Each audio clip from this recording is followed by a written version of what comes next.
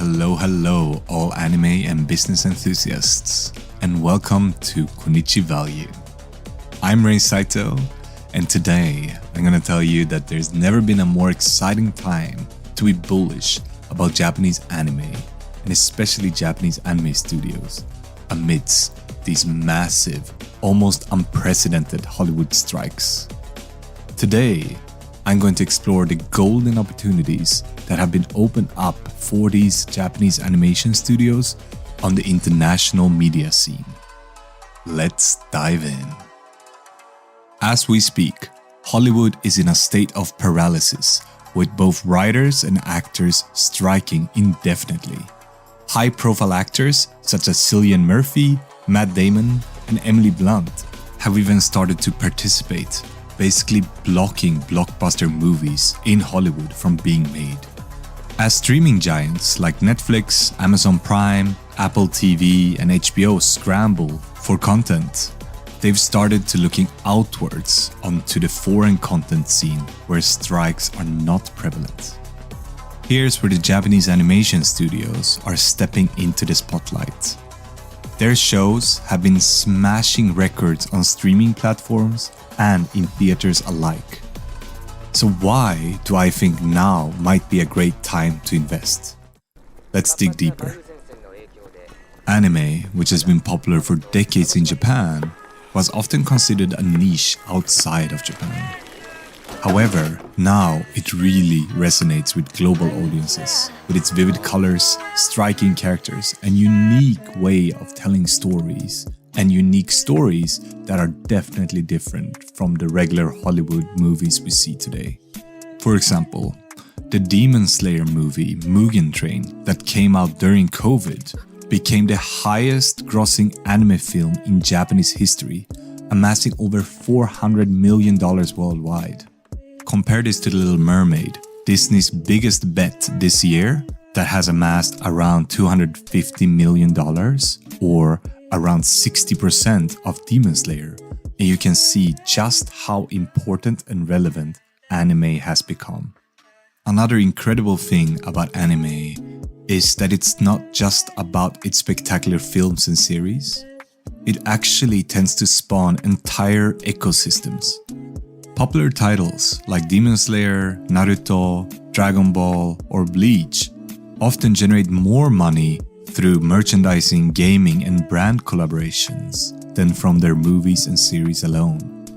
Coca-Cola, for example, launched a very successful campaign and product line in collaboration with the anime show Bleach Millennium Blood Battle. So, take this knowledge with the current situation, with the strikes and studios desperate for new content, and you can easily envision that this is an investment opportunity that is as exhilarating as a Shonen Jump climax. There are countless of really good anime studios in Japan that are on the Japanese stock market. But to give you a sense of the market, I've taken out 4 grand companies in the space. And these are Toei Animation, Toho, Shochiku, and Sony Corporation.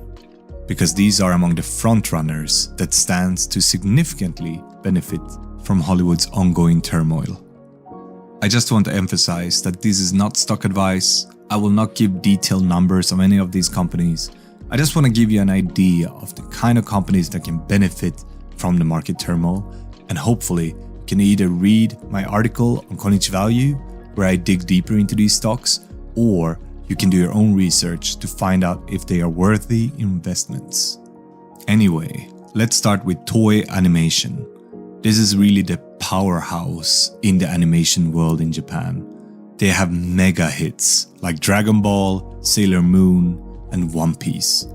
And they offer investors a vast portfolio of tried and true iconic franchises. With that said, it's a very expensive stock, and some analysts believe that they might do worse in the future than now due to their high leverage. If we go over to Toho, which is a very interesting conglomerate in Japan, basically it's like AMC in that they own a vast amount of all the theaters in Japan.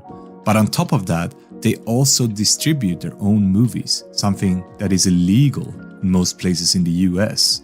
And on top of that, they actually own a lot of film franchises of the movies they release in Japan and globally.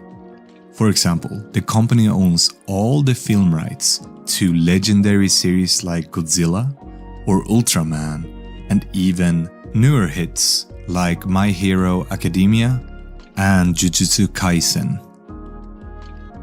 If we move onwards, we have Shochiku, which is an over a century-old Japanese studio company with a diverse portfolio that includes cinema, stage, and digital content production.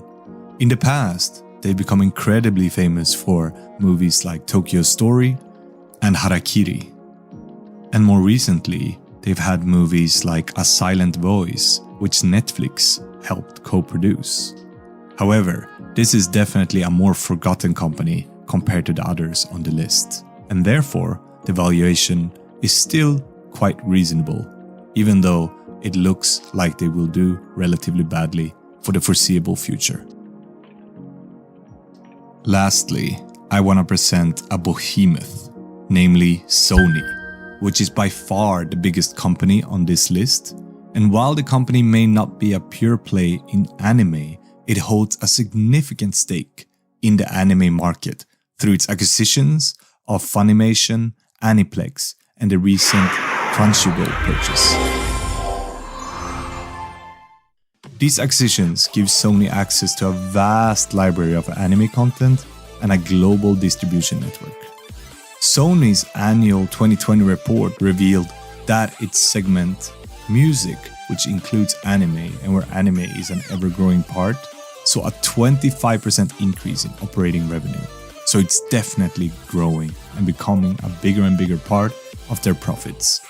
Crunchyroll is especially super interesting because even though they don't produce anime themselves, it's become the #1 platform for anime, and they also own distribution rights to a lot of famous animes on the worldwide market.